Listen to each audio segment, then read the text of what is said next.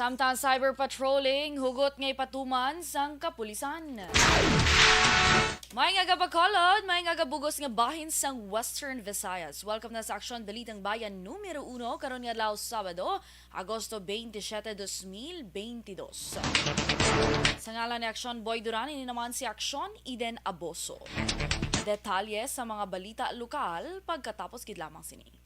And the winner for Digital Storytelling Best Social Media Video is John Dale Salazar, Bacolod, Aksyon Radyo Bacolod, Nurse, BHW, kag iban pa. Magluwas sa mga frontliners nga nagarisgo sang ila kabuhi sa sulod sang hospital. Nagakaangay man nga tagan naton sa pagkilala ang mga frontliner nga nagatrabaho sa sulod sang isolation facility. Ang mga doktor kag nurse nga nagarisgo man sang ila kabuhi sa pagtatap sa mga asymptomatic kag mild COVID cases.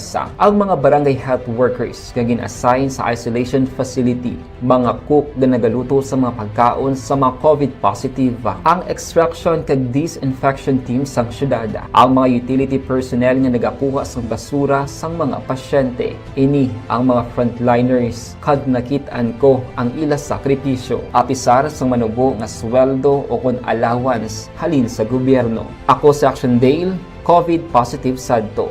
Naka-recover sa masakit bangod sa bulig sang sini nga mga tawo.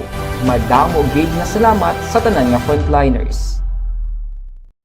And the winner for Digital Storytelling Best Social Media Video is John Dale Salazar, Bacolod, Aksyon Radyo Bacolod, Nurse, BHW, kag iban pa. Magluwas sa mga frontliners nga nagarisgo sang ila kabuhi sa sulod sang hospital. Nagakaangay man nga tagan naton sa pagkilala ang mga frontliner nga nagatrabaho sa sulod sang isolation facility. Ang mga doktor kag nurse nga nagarisgo man sang ila kabuhi sa pagtatap sa mga asymptomatic kag mild COVID cases. Ang mga barangay health workers nga gin-assign sa isolation facility, mga cook nga nagaluto sa mga pagkaon sa mga COVID positive, ang extraction kag disinfection team sang syudad, ang mga utility personnel nga nagakuha sang basura sang mga pasyente. Ini ang mga frontliners kag nakit-an ko ang ila sakripisyo apisar sang manubo nga sweldo o kon allowance halin sa gobyerno. Ako si Aksyon Dale, COVID positive sadto. Naka-recover sa masakit bangod sa bulig sang sini nga mga tawo. Madamo gid nga salamat sa tanan nga frontliners. And the winner for Digital Storytelling Best Social Media Video is John Dale Salazar, Bacolod, Aksyon Radyo Bacolod, Nurse, BHW, kag iban pa.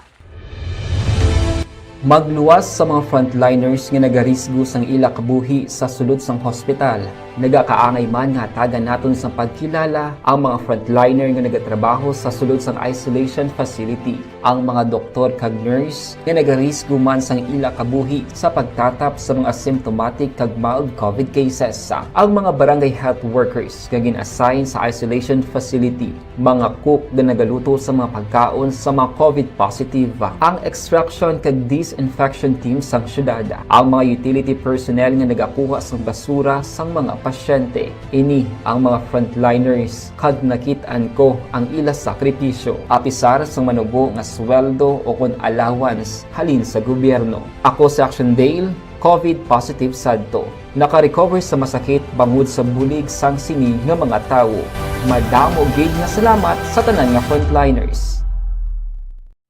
And the winner for Digital Storytelling Best Social Media Video is John Dale Salazar, Bacolod, Aksyon Radyo Bacolod, Nurse, BHW, kag iban pa. Aksyon Radio Philippines, Standard Time, alas 6:06, detalye na sa balita lokal. Patay ang 54 anyos nga punong barangay sang barangay Lalong, Banwa sang Calatrava nga si Benjamin Havok, residente sa Sitio Lower sang amuha barangay kag Banwa. Base sa inisyal nga report sang kapulisan, las 6:50 sang hapon ukon kahapon sang aga Biyernes, Agosto 26, nagpahibalo ang bata ni Havok nga sanday Jibin Havok kag Jebemar Havok sa estasyon sang kapulisan nga las 4:30 sang kagahon. Sa nakabaton sila sa tawagikan sa ila Iloy nga ang ila amay ang gintiro sang wala makilala nga ginabanta na pulo ka mga sospetsado. Magluwas sa pagtiro sa punong barangay, ginkuha man sa mga sospetsadong personal sining kagamitan kag kwarta nga nagabalor sang 20,000 pesos. Sa karon nagapadayon pa investigasyon sang kapulisan sa motibo sang krimen. Ininaay kadua ka beses nga may punong barangay nga ginluthang matapos sa Miyerkules ang gabi, gintiro kag napatay man ang punong barangay sang barangay Kabkab sa Barwa sang Isabela nga mo si punong barangay Danilo Datuil.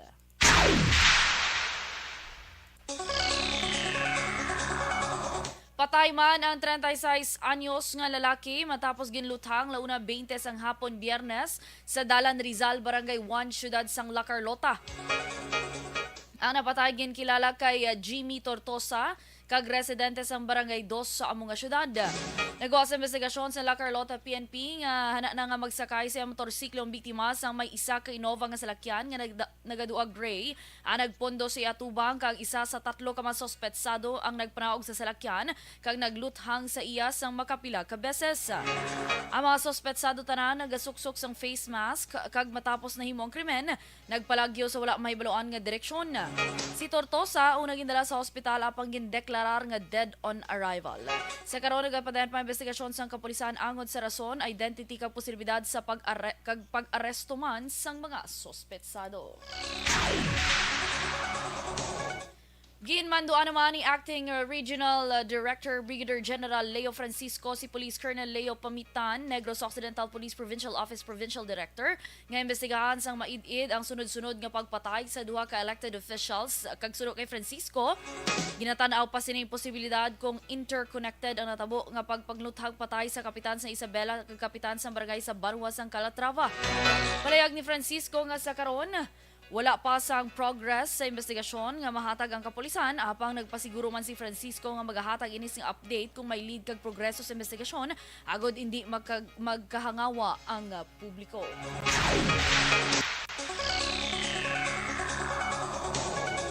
Isa man ang patay kag isa ang pilason matapos nakabunggo ang truck sa nag-U-turn nga tricycle sa tubang Forbes Hill, Barangay Bata, Syudad sa Bacolod kagabi. Ang napatay ginkilala kay Reynald Porras, 35 anyos, kag mga pilason amo naman ang mag-amay nga sanday Marciano Mahilom 40 kag Luisa Mahilom 17 kag Lunsay residente sang Hacienda Pait, Barangay Matabang, Syudad sang Talisay.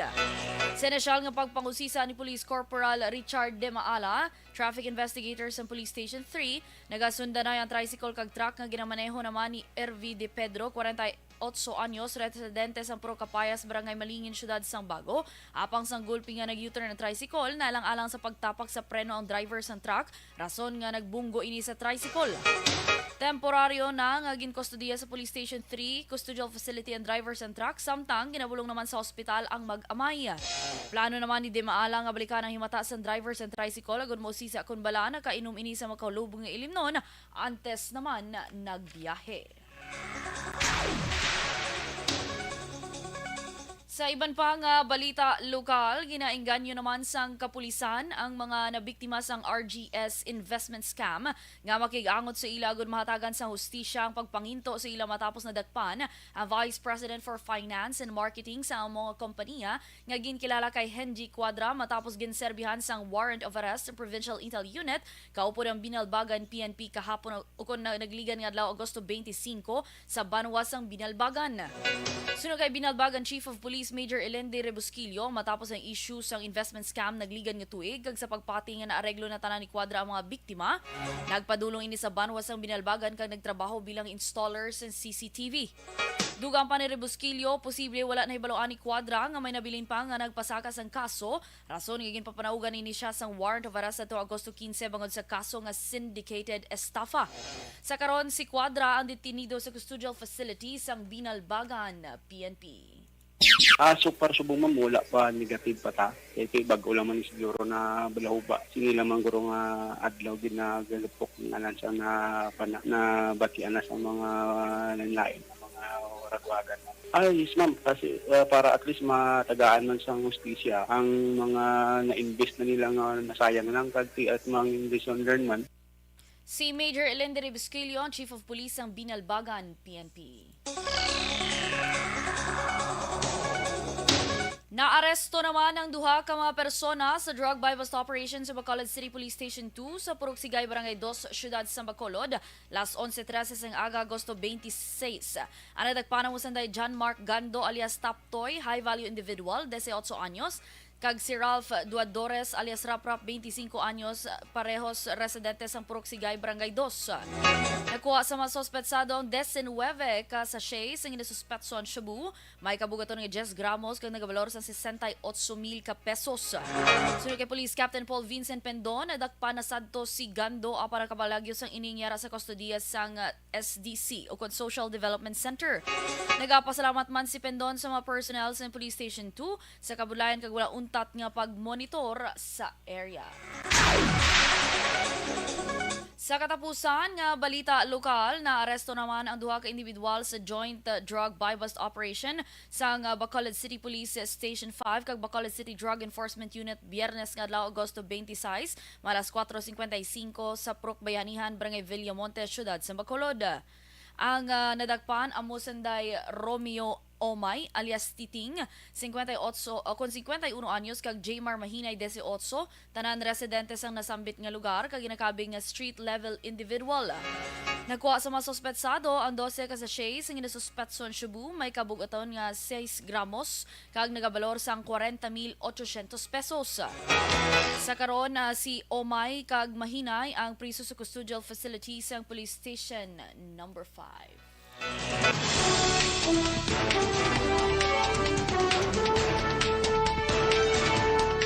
Ma-record nga COVID-19 daily cases, posible malambot sa 9,000 sa Setyembre tubtub Oktubre. Samtang cyber patrolling, hugot nga ipatuman sang kapulisan. Detalye sa mga balita nasyonal pagkatapos gid lamang sini. Pag champion ang ginamit mo, may pagkakataon kang maging milyonaryo. Champion na, milyonaryo pa! Ilagay sa isang papel ang iyong name, age, address, phone number at pirmahan. Ilagay sa isang white legal-sized envelope. Good morning and happy Saturday naman sa atin sini mga ka-aksyon. Happy weekend sa atin sini mga ka-aksyon. August 27, last Saturday sa bulan sa Agosto. Oy! Tingala ko nga kadam o kita sa Facebook nga memes nga nagatika-tika na si Tito Jose Marichan.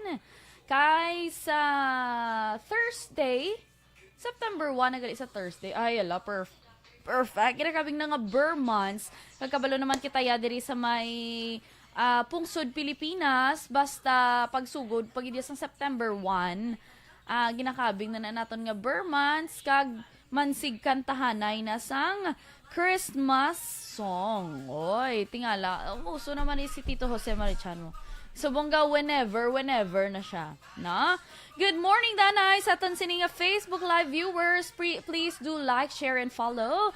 Sa Facebook page sa Aksyon Radyo Bacolod Subong man, sa aton YouTube account. May araman kami TikTok, may araman kami Instagram. I-follow nyo na tanang social media account sa Aksyon Radyo Bacolod. Of course, good morning, Danay! Diri sa aton sining Facebook Live, nagatanaw si Melvin Peñafiel. Good morning, dira sa imo, kay Larry Orcahada, may agaman. Ana de Salas, good morning kuno kay Ruben Villanueva. Always naga-monitor dira sa may Corbada Planters sa La Carlota City. Thank you so much. Kay Raymar Beranyo Lingoste, good morning. Dira sa may Barangay Hagimita, La Carlota City. Thank you so much sa inyo sining pagpamati. Kay ating Thea K. Mariman, good morning. Good morning, Connection QTE then. Thank you so much sa imo pagtanaw kag pagpamati. Of course, EFC President, dugo na paos-paos ko, nagbibinata. Dennis Richard Tibor Roma, good morning man. Kay Sir Alex Monteza, may aga, naka-dual monitor sa imo ba? Be sure lang ang dual monitor ha, nga ang monitor sa Aksyon Radio lang yun, sa Transistor Radio, kasi sa Facebook Live, puro Aksyon Radio. Wala liso, ay. Kay Rochelle Fulgencio Susana, good morning. Excuse na si Action Boy. Kay ang team sa Action Radio Subong, nagpatulong dito sa may syudad sang Sagay para sa amon sini nga balik eskwela. Bantayan ta na karon kay kadamo to sa mga beneficiaries nga makabaton sa school supplies, especially nga mga estudyante. Kag we are so happy nga ginhimo sang Ginoo instrumento Action Radio Bacolod para nga magkabulig sa atan sini nga mga ka-aksyon. Alright, halong-halong lang no sa team sa Action Radio Bacolod nga nagapabiyahe karon dito sa may syudad sang Sagay. Kay Alex Monteza, greet nilang ko no. Sila of course, good morning kay Ma'am Vanessa Mayo, kay Doc Matt Mayo, dira sa may Rochester, Minnesota. Of course, Ma'am Jinky Delagdon, dira sa Phoenix, Arizona. Hello, good morning. Kay sa tanan nga taga EFC. Alright. Ma'am Star Mayo, yehey, ara na mami mo comment, nag-appear na no. Let's have a yummy dinner with your buddy Doc Matt. Yes, ano naman ayhan ang panyapo ni Ma'am Vanessa Mayo man.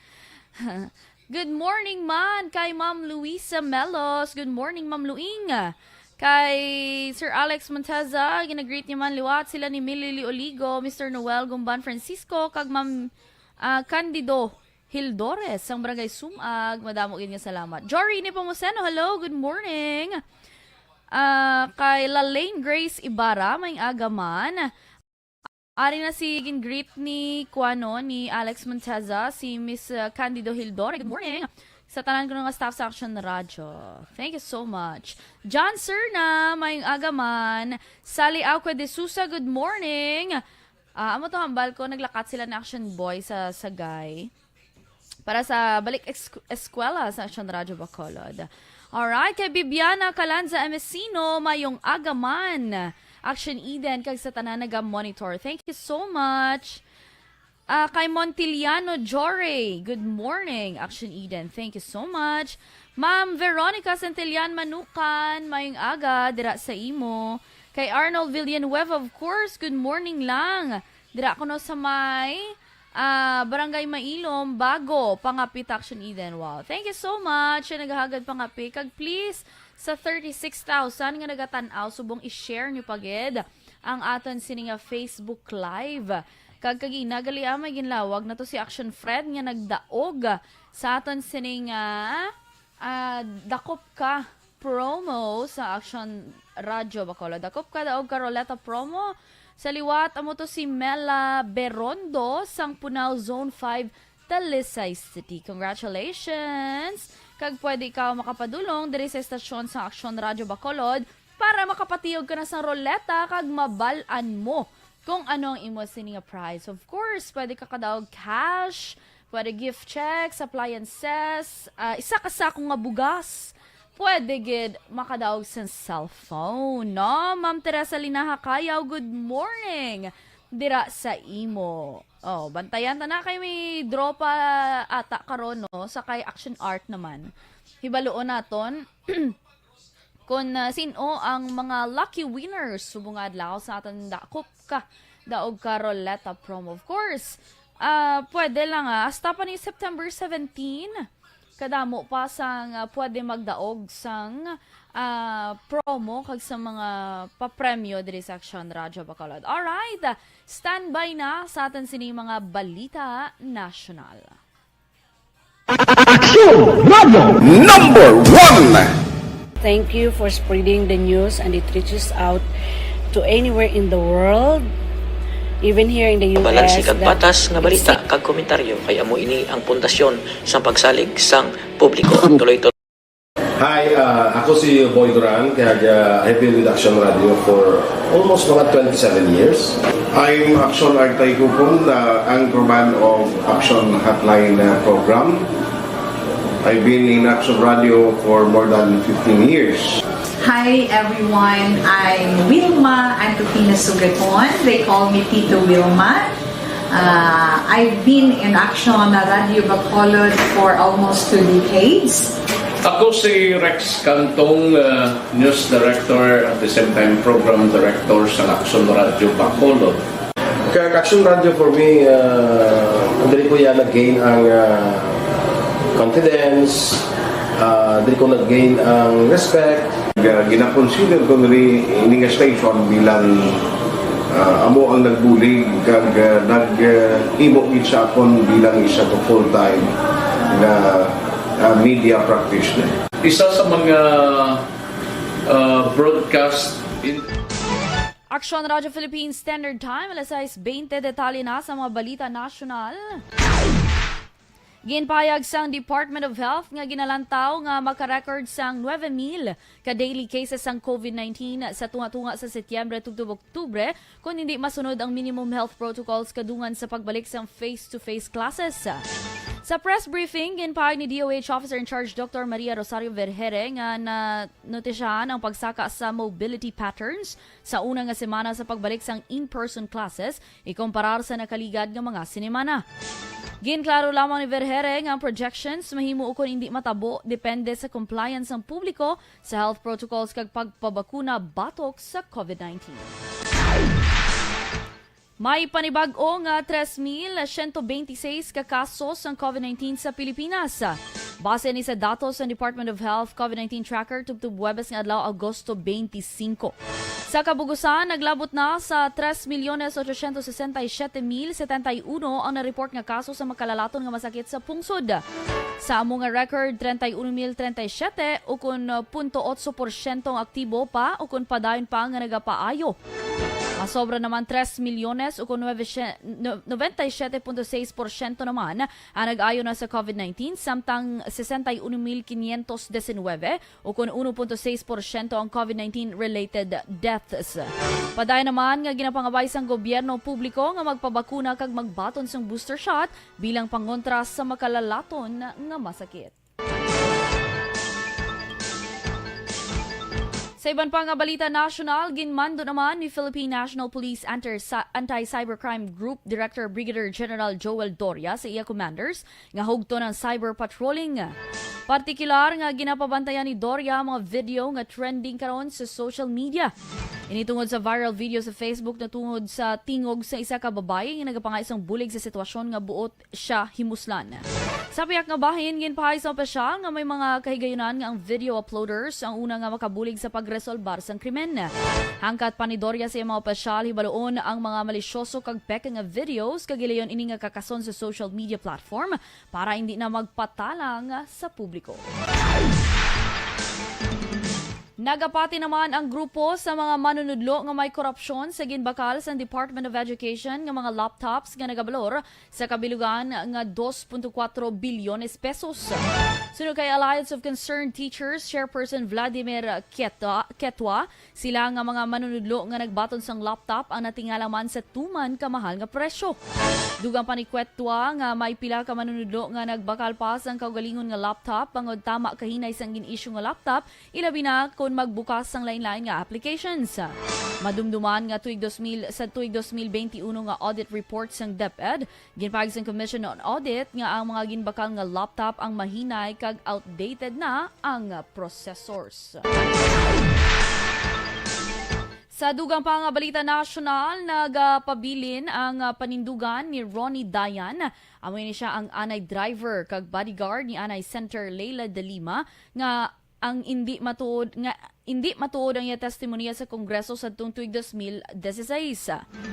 Suno kay Attorney Filibon Tacardon, abogado ni Dilima, na kompleto na ni Dayan ang iya sininga testimonya sa Muntinlupa Regional Trial Court. Dugang pa ni Tacardon nga isa sa nangin highlights among ginpamatud-an ni Dayan ang matuod ang tanan nga nasaad sa iya judicial affidavit. Madumduman, ginbawi sadto ni sang anay driver kag bodyguard ni Dalima ang iya palayag nga nagaaligar nga nagdulong ini sang illegal drug money sa senador.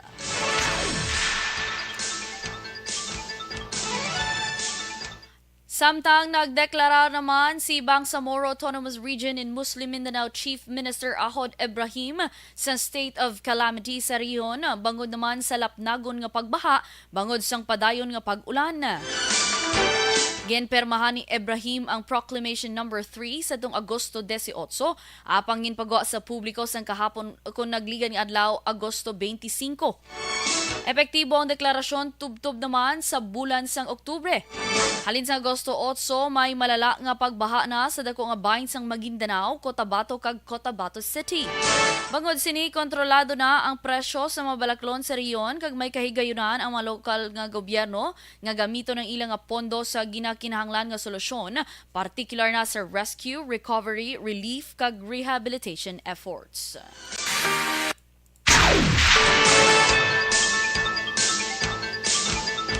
Sa katapusan nga balita nasyonal, nasunog naman ang isa ka passenger vessel sa baybayon sakop sa syudad sang Batangas.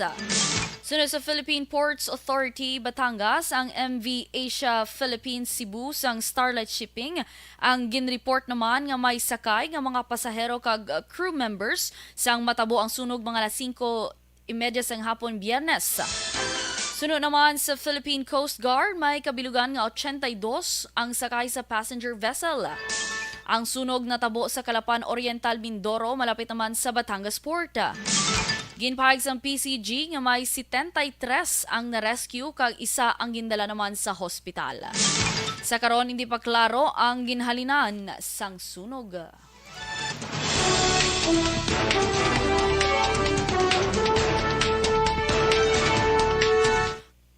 Aksyon Radio Philippines Standard Time, alas 6:26.